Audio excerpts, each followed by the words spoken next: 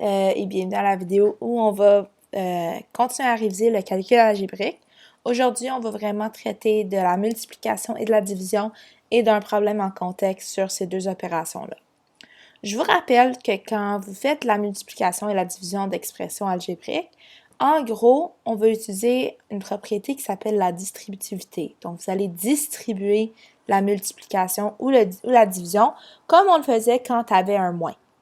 Donc, par exemple, au A, à la question 1, on veut que tu réduis chacune des expressions algébriques suivantes. Puis ici, vraiment, tout ce que tu vas faire, c'est que tu vas prendre le nombre qui est devant, le nombre qui multiplie l'expression, donc ici le 7, et je vais le distribuer à chaque terme dans ma parenthèse.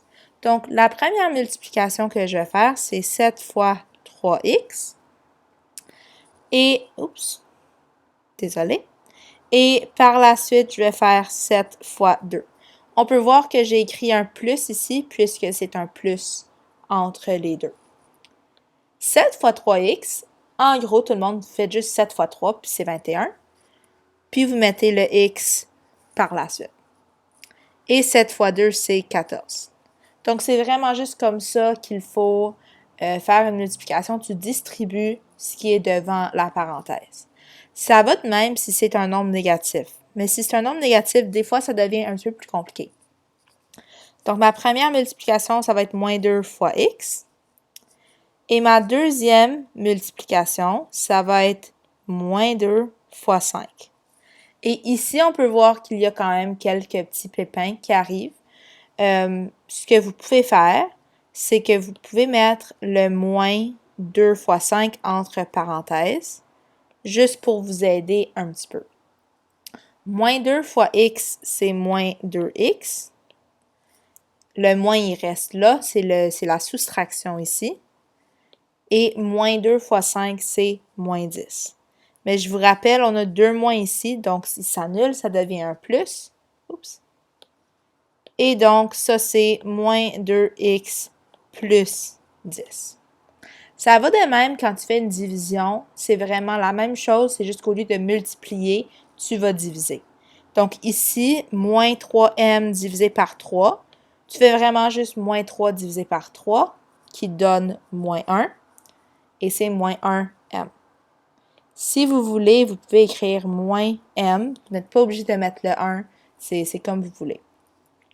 Et pour le D ici, donc je vais vraiment distribuer ma division. Donc je vais commencer avec 60x divisé par moins 5.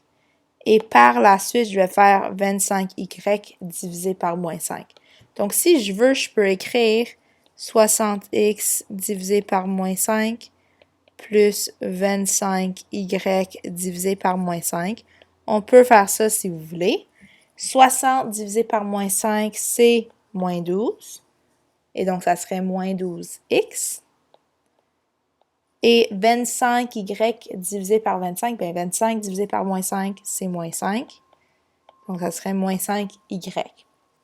Encore une fois, ici, on peut voir, j'ai un plus et un moins, donc ça devient juste moins 12x moins 5y. Le moins l'emporte, il est plus puissant. À la question 2, on peut voir une vraiment grande expression algébrique. Ce que je vous conseille de faire, c'est de mettre cette vidéo sur pause, essayer de la résoudre par vous-même et on va procéder par la suite. Donc ici, je vois, j'ai une multiplication, j'ai une autre multiplication et j'ai une grosse division. Donc premièrement, ce que je vais faire, c'est que je vais faire ma multiplication dans ma première parenthèse. Au lieu de l'écrire, je vais juste le faire quand même assez rapidement. Moins 7 fois 3x à la 2, c'est moins 21x à la 2.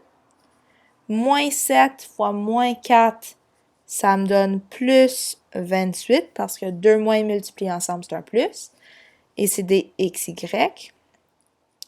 Moins 7 fois 3y, c'est moins 21y. Donc ça, c'est ma première multiplication. À ma deuxième, puis je vais juste changer de couleur, peut-être pour vous aider. 6 fois moins x à la 2 ou moins 1x à la 2, c'est moins 6x à la 2.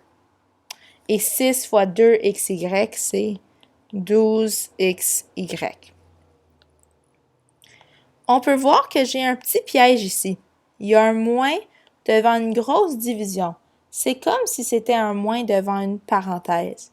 Donc, ce que je vais faire, c'est que je vais mettre le moins et je vais mettre une parenthèse. Et dans ma parenthèse, je vais mettre la réponse de la division. Donc, 24 x à la 2 divisé par 4, c'est 6 x à la 2.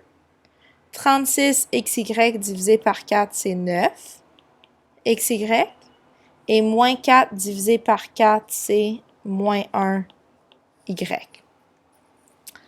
Si vous demandez qu'est-ce qu'il faut faire par la suite, bien, on peut voir que j'ai une parenthèse ici. Donc, je vais commencer par distribuer encore une fois le moins à tous les éléments dans ma parenthèse. Donc, ce que je peux faire, c'est que je peux juste réécrire le reste. Moins 21 x à la 2 plus 28 xy moins 21y moins 6 x à la 2 plus 12 xy.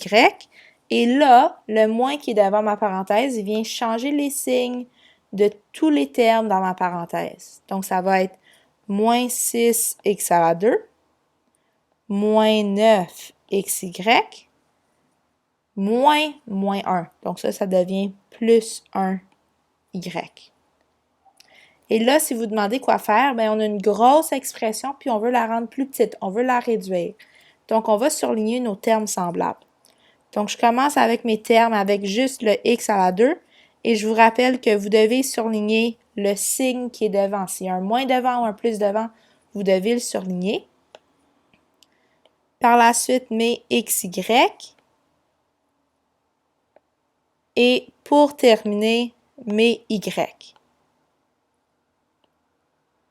Et ce que je peux faire, c'est que je peux les réécrire en ordre avec les couleurs que j'ai surlignées. Donc, j'ai commencé avec tous ceux qui étaient en rouge.